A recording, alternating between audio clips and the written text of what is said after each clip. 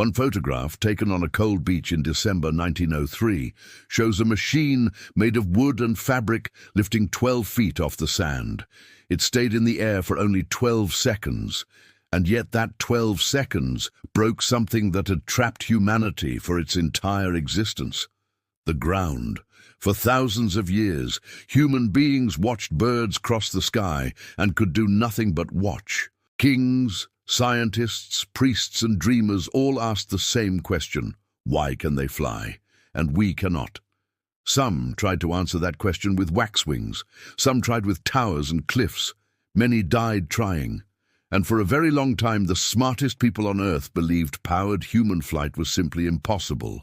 Not difficult, not dangerous, but impossible, the same way flying to the moon once sounded impossible. This is the story of how that impossible thing became normal, how a bicycle shop, a stubborn brother, a French balloon, and a lot of quiet failure changed the fate of the entire species. Welcome to Reality Vault. If stories like this pull you in, consider subscribing, because we're about to go somewhere most people never expect. Part 1. The Old Dream. Long before airplanes, flight was treated less like an invention and more like a forbidden idea. In ancient Greek storytelling, Icarus flies too close to the sun and falls into the sea. It's often told as a myth about pride.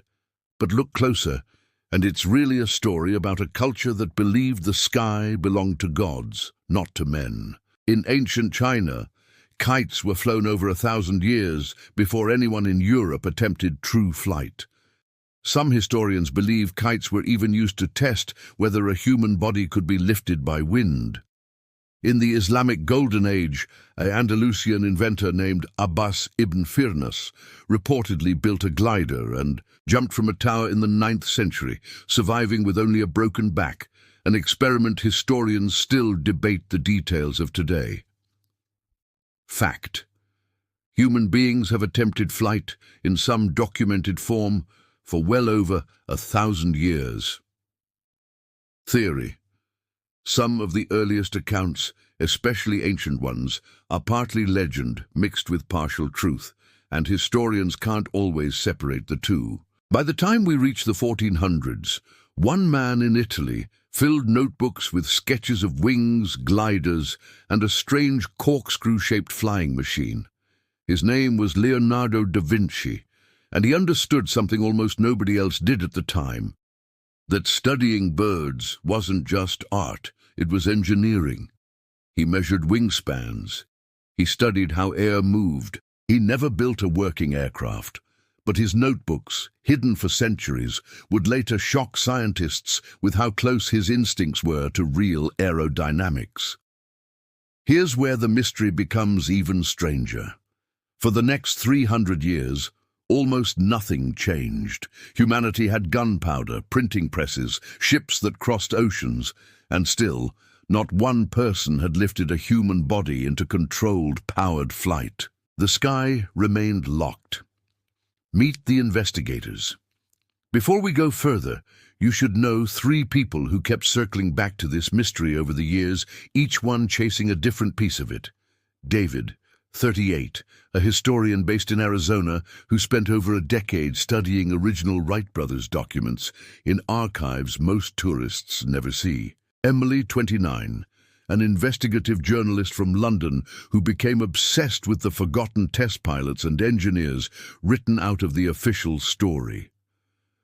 Carlos, 51, a former military officer from Texas who spent years researching early military aviation and the secretive government interest in flight before the public ever knew about it. Each of them, in their own way, found something the textbooks left out. We'll come back to them throughout this video. Part 2. The Balloon Illusion. In 1783, in France, 2 brothers named Joseph and Jacques Montgolfier launched something extraordinary: a giant paper and fabric balloon filled with hot air that floated above a stunned crowd. Soon after, a sheep, a rooster, a duck became the first living creature sent up in a controlled flight test. Weeks later, human passengers followed, For a moment, the world believed the flight problem was solved. Fact: hot air balloons genuinely allowed humans to leave the ground for the first time in recorded history. The myth that gets corrected: balloons are often lumped together with the invention of flight, but balloons couldn't be steered. They drifted wherever the wind carried them. A balloon isn't a flying machine, it's a floating one. True flight requires control, the ability to go where you choose, against the wind if needed. That single difference would trap inventors for another 120 years. David, the historian, once described this moment perfectly in his research notes. Balloons gave humanity hope, but false hope is still hope. It took the disappointment of uncontrolled flight to push inventors toward something harder and something real. Part 3. The Century of Failure. Between the 1800s and early 1900s, dozens of inventors across Europe and America tried to crack powered, controlled flight. Most of them failed publicly, painfully, and sometimes fatally. A German engineer named Otto Lilienthal became known as the Glider King. He built wings modeled directly on bird anatomy and made over 2,000 successful glides, proving that a human being could control flight in the air using body movement alone.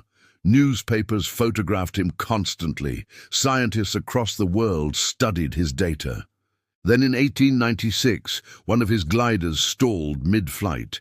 He fell, broke his spine, and died the next day. His final words reportedly were, "Sacrifices must be made."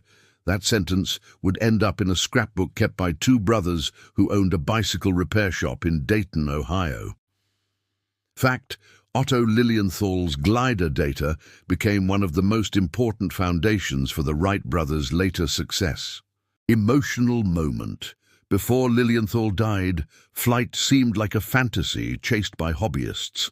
After his death, it became something else, a mission worth risking your life for.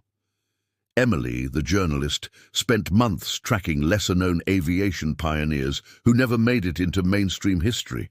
Men and women who built gliders, crashed, and quietly gave up or died without recognition. "For every name we remember," she wrote, "there were 5 we forgot.